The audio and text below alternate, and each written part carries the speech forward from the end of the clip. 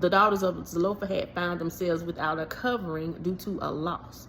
Now, some single women are single because they have lost a spouse. Listen, God has you covered. I think it's Isaiah 54 says that your maker is your husband. And it goes on to tell you that he is your redeemer. Okay? And he will call you back to himself when you were a deserted wife in your youth. Okay? And how his unfailing love will never leave you. And also how your children will be taught of the Lord.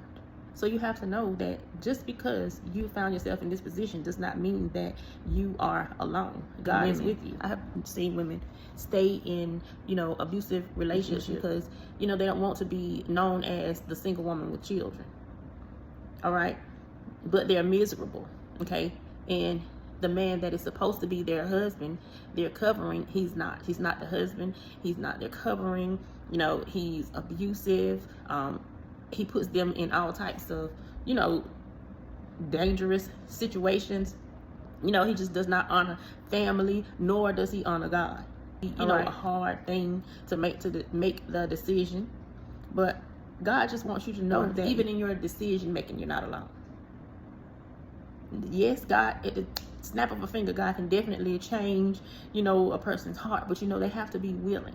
And as women, we got this thing where if they have the potential, we feel like we can make it work. Well, potential is not enough.